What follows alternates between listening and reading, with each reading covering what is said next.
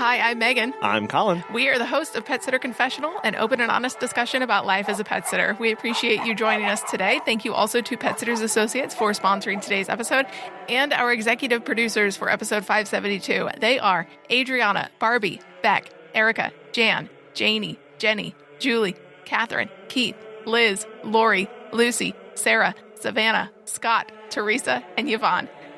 We are so thankful that you like the podcast and want to keep it going. Listener, if that sounds like you too, you can go to petsitterconfessional.com/support to see all of the ways that you can help out.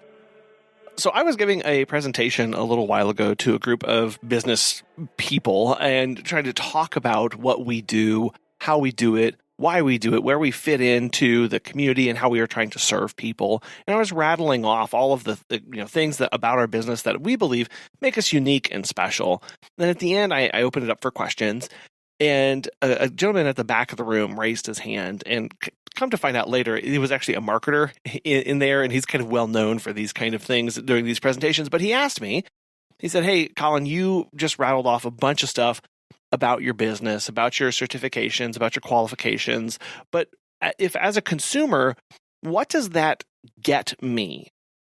And in that moment, I realized that I had done a really bad job of telling a story about our business and linking all of these elements together so that the person on the other end could actually see what benefit they got from this.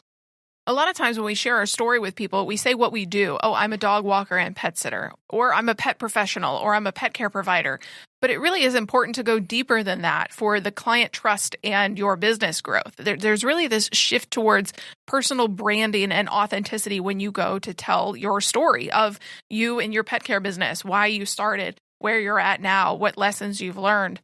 Because no matter how long you've been in this industry, consumer expectations have evolved. There's more social proof needed than ever, more video content, more engagement. These are all important aspects when you go to tell your story. Well, it's all grounded in trust, right? When you talk about this social proof, when you talk about this need to be connected with people, it's about building trust. They want to know who you are, whether you are solo or you have a team. They want to know why you're here. They want to know not just how you're doing stuff, but why you're doing it. How did you get here? Where are things going? What are your wants? What are your dreams? What are your goals for all of this? That's where we talk about this story arc, this connective tissue between everything that we do. And often we get at least my brain, I get caught up in just bullet points of it's pet first aid and CPR, it's professionalism, it's a lot of communication, it's all these years of training and all these years of experience, and it's insured and it's bonded. Those are fine. Those are really important. Those are really good to have. But a lot of times people have a hard time connecting with those, especially on an emotional level. I think more and more consumers are looking to connect with businesses emotionally. They want to see something. They want to see themselves in the service that you're providing so that they can build that trust with you over time. Yeah, they want to see that community involvement. If your business gives a portion back to the animal shelter or does something really nice for the animals in need in your community, that can be a great way to say, we care about this community. We're not here to make a quick buck. We're not a charity by any means, but at the same time, we care about the animals. Well, and more clients, more modern pet owners and pet parents, especially millennial and Gen Z, they are looking to be connected to be part of your journey. They're tired of kind of these nameless, these faceless corporatization, these global Inc. kind of businesses that they don't really know where they're from or why they're there. They just exist and they're big behemoths. They want to have a connection with the businesses that they are doing business with. If they're going to give you money, they want to know why you're here and what's going on with you. Which is why it's important to know yourself and your audience. Think about not just why you got into this industry, but what your purpose here is. We want to serve pets. We want to serve clients. What is your mission statement, though? Try to bring that out when you tell your story. Why should people care about you and your business? How do you help more than just, oh, I provide dog walking? Okay, what's the bigger meaning, the deeper message behind this? Well, and part of this aspect is also in knowing who you're talking to. When we're telling a story, when we have an audience, we want to know who is out there. who is in this audience that I'm going to be communicating with. So your story is not going to resonate with everybody, and that's okay. How you do things, why you do things, where you're going, your mission, that's not for everybody, and that's totally fine. We as businesses should actually embrace that, because it means that the more we talk about our story, the more stories that we tell, the deeper it's going to connect with the right people. And so as we have our tale, yes, our marketing, all that stuff, as it's crafted and focused on our ideal client, who we want to be serving, it just resonates so much more powerfully. Every year brings new ways to share your story. So in 2025, some important places to put your message are on social media. Obviously, this is a no-brainer. Short form videos are becoming more popular than ever. We don't necessarily recommend TikTok and YouTube Shorts for local small businesses that have a very tight service radius, because a lot of those get reached globally. But Reels on Facebook and Instagram are great places, or carousel posts, engagement-driven content. Think about where your clients or potential clients hang out. Go where they are. If they are mostly young professionals, they're probably going to be on Instagram more than Facebook. If they're retirees, they're going to be on Facebook more. But this isn't just for potential clients, or maybe it is, right? Think of email marketing. Email marketing is not dead. It's still really, really important, because it's a direct connection to the people who you want to be talking to. You're not just dependent on the algorithms and hoping people are on that day. You can send this directly to their inbox. These are perfect places and ways to send personalized updates, case studies, talk about a particular client that you were working with and how you've seen them evolve over time, client success stories of people who really, were struggling with it first, and you helped them live their life the way they wanted to, so that you can reach people and say, look, this could be you. This is what's happening. When we're talking about stories, it's not just your own personal story. Looping in client stories, community stories, whatever way you're connected. We're all part of a great big story. We're actually reading through Lord of the Rings right now and talking with our kids about the story of Sam and of Frodo. And they're having this kind of meta discussion about where are they in the story in relation to everything. And it was a great reminder that we're part of something, and we can bring our clients into that as well and make them feel connected to a bigger community. It can be hard sometimes feeling vulnerable, though. As the business owner and as the business, I want to be known as professional, and I don't let my guard down. Everything is fine. Not that we're lying or hiding things from our clients, but it can be hard to be emotionally available and vulnerable in times where, when we say things like, oh, this day did not go right, I did not win the dog over today, or the cat was not nice to me, and they usually are, it is hard to open up like that. Maybe in that exact moment is it when you fire off the email marketing newsletter and the intro that you just wrote when you're really emotionally charged. But the next day or the day after that, or you can talk about, hey, this is something that I encounter, and here's a lesson that I took from that and how I want to give that to you as the client. So whether you're doing that through email marketing, social media, blogging, and SEO for your website, again, these are great places to get connected with people who are typing in certain things in the search bar, writing content that provides value while boosting your visibility for your website. Have a website. Have a place to put your thoughts. Put it in your email newsletter. Oh, you can turn that into a blog and write a full blog. Or maybe you wrote the blog, put that in your email newsletter and send it out to your existing clients. You can reuse this stuff. It's not always just, I have to make a new one for social media and a new one for email and a new one for blogging and a new one for whatever. You have these same things. You can put them in different forms so people can connect with them better. Speaking of connecting, there's not a bigger way really to connect with your client than through your voice or through your face. So podcasting and video content is great. Leverage the spoken word, the storytelling to connect deeply. Maybe you're wanting to start a YouTube channel and get permission from some of your clients to use their dogs in the videos.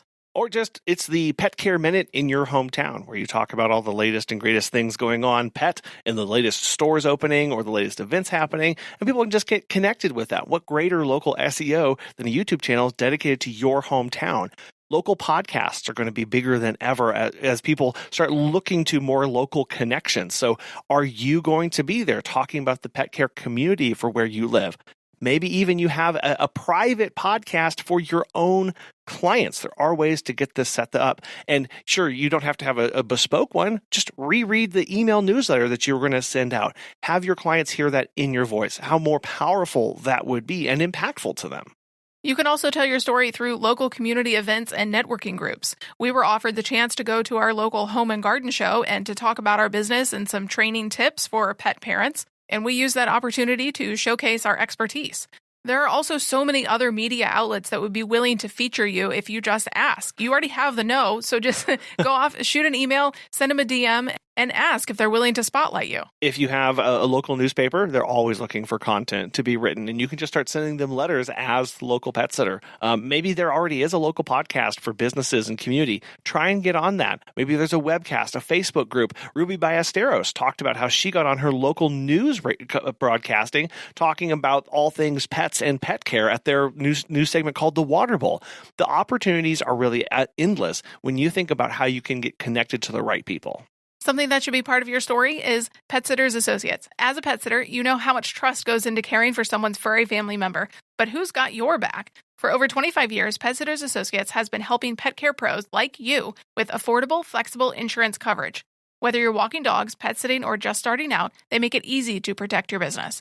Get a free quote today at PetsitLLC.com, and as a listener, you get $10 off your membership when you use code Confessional at checkout. That's PetsitLLC.com, because your peace of mind is part of great pet care.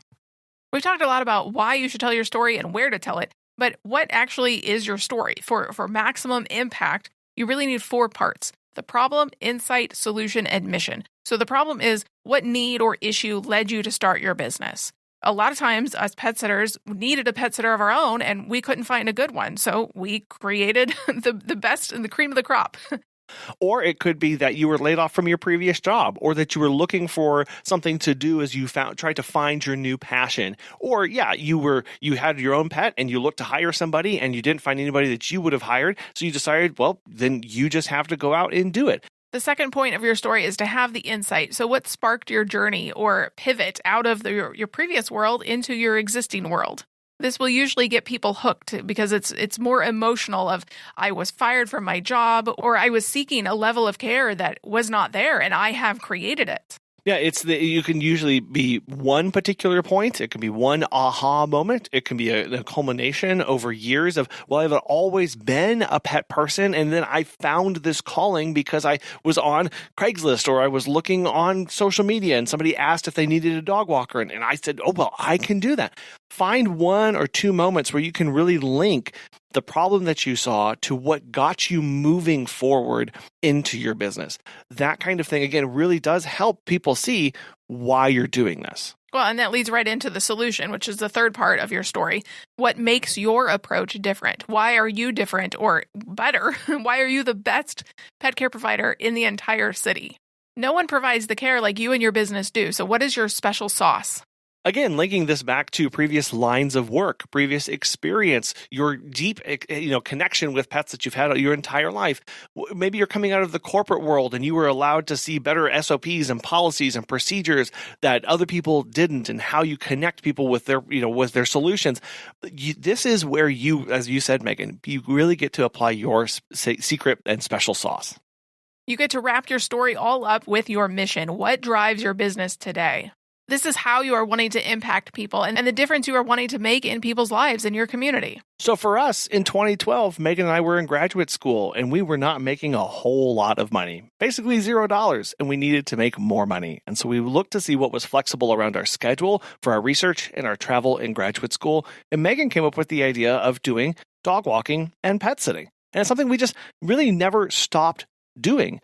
And then in 2019, we decided to make it into a full-fledged business because we wanted to get serious about it. And we wanted to be able to provide the kind of care that we would want to provide to our dog at the time, Kobe, and make something that he would be proud of and that we would want to serve him with.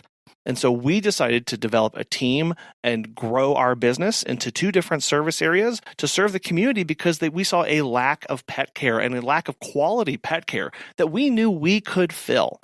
And so we brought our background of science, of research, of data and numbers into the pet care industry for how we could provide and take in data and make sure that we never missed any details for our clients so that they would have total peace of mind. And our business has really developed into something that our mission right now is to help pet parents live their best life through every stage of life with their pet.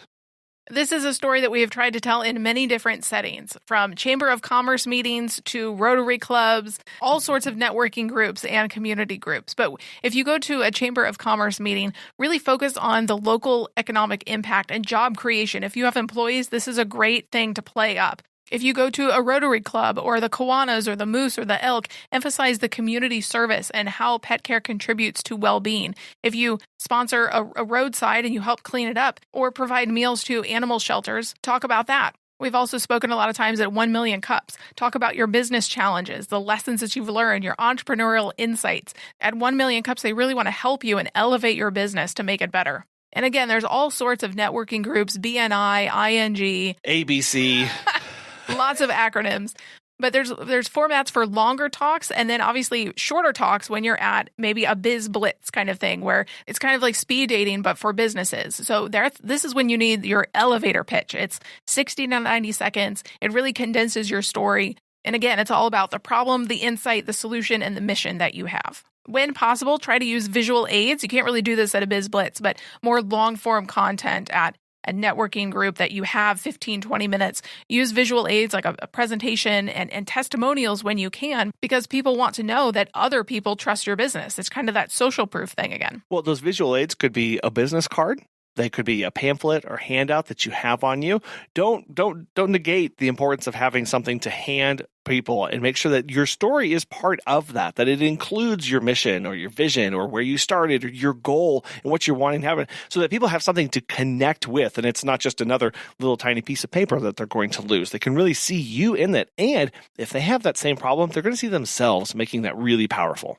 But we know this isn't easy. There are introverts out there, and I am one of them. So when you are an introvert, it is important to practice these strategies. You do need to practice your elevator pitch, your presentations over and over again. Get comfortable. They always say, imagine people in their underwear. I don't really recommend that, but you can.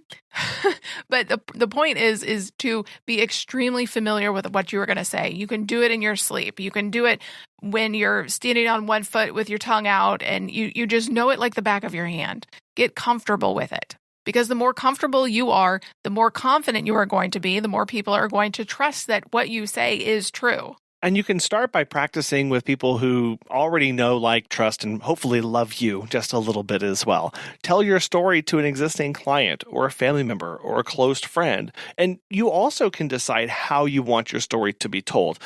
Start with either written or spoken content, and so that you can get comfortable with this. And really what's great about this is the more consistent you are in working on this, the easier it's going to come. And you're not even going to have to think about it the next time somebody asks you about what kind of business you run. So focus on where your strength already lies. Is it already in the written format? Is it in spoken? Is it in video? Where is that for you? And really practice that in between your dog walks while you're driving. Practice your story. Tell it to a dog, right? As you're walking, as just walking around. We know that they love and get connected with the voices of their caregivers. It helps them relax. So practice your story with them, and they'll be very non-judgmental. I don't know, Cinnamon, our new dog, she kind of gives me the side eye quite a bit when I'm talking, so she might be judging me just a little. She's very judgmental. just a little bit. But really, focus on where you can practice consistently. And it's all about how you are comfortable. As Megan, as you said, the more comfortable you are, the more confident you come across, the more connections that you're going to make with your story. This is especially important for video, which a lot of us are not comfortable with. We don't really like being on camera, but it is important for people to get to know the face behind the business owner, or even your employees as well. Take small steps with video too. Maybe try it without being on camera, like a voiceover or an animation, or again, your employees as representatives talking about the day in the life or some of the things that they do or the challenges, but the lessons that they've learned. There are ways to do this without being on camera, but people are going to want to know your story too. If you are an introvert, also find your groove with small groups versus large groups. Colin can talk to a room of 1,000 people and he wouldn't bat an eye. But I am not that way. I prefer small groups. Find what works for you. Maybe start small and build your confidence up to a room of 1,000 people.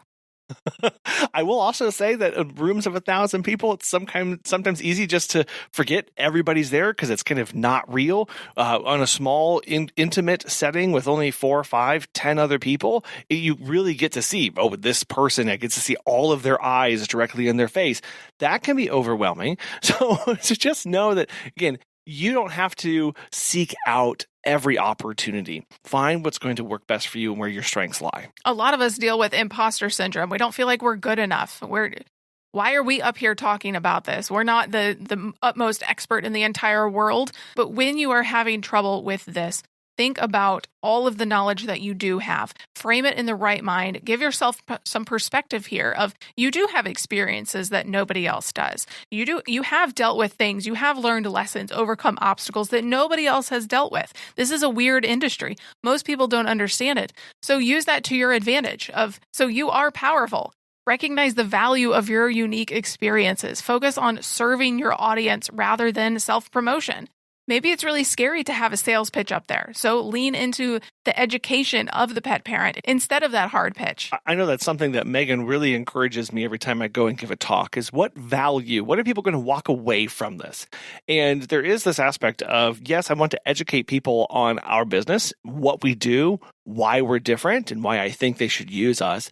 But above and beyond that, I want to make sure that they can walk away being a better pet parent. So what can I give them? What skills, what knowledge, what tools, local resources can they walk out of that with? Because that's actually going to be way more impactful to them.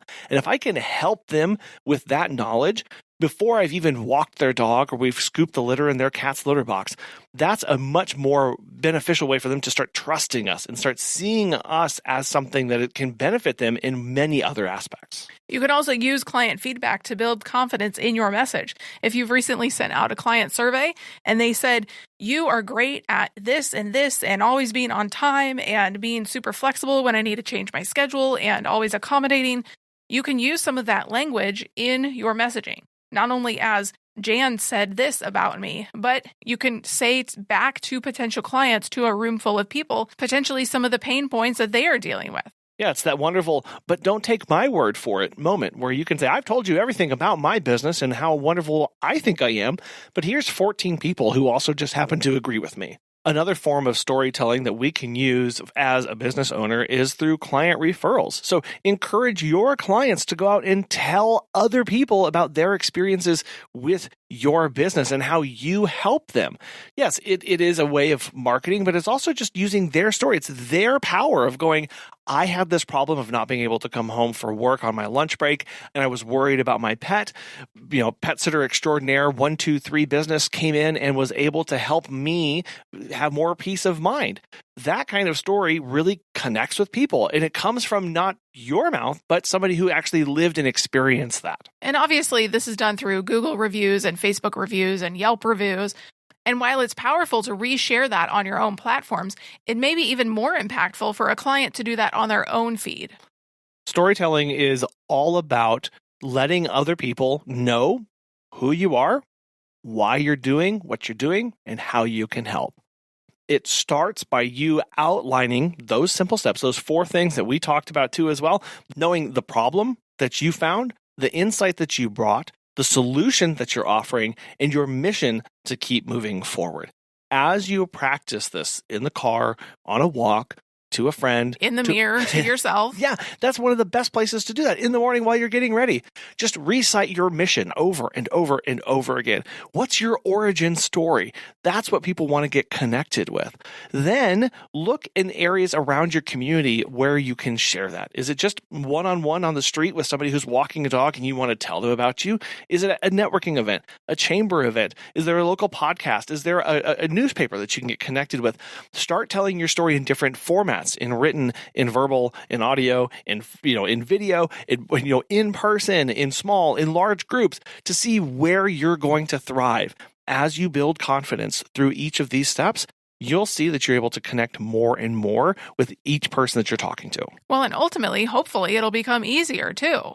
Because you'll be more confident with what you're saying. You'll have said it a million times. It'll be at like the back of your hand, and it'll be engaging for people to connect with. And we would love to know your story. If you would like to share it, we'd be happy to have you on the show. You can email us at petsitterconfessional@gmail.com or look us up on Facebook and Instagram at petsitterconfessional. Thank you for listening today. Thank you also to Pet Sitters Associates and our Patreon people for supporting us. We will talk with you next time. Bye.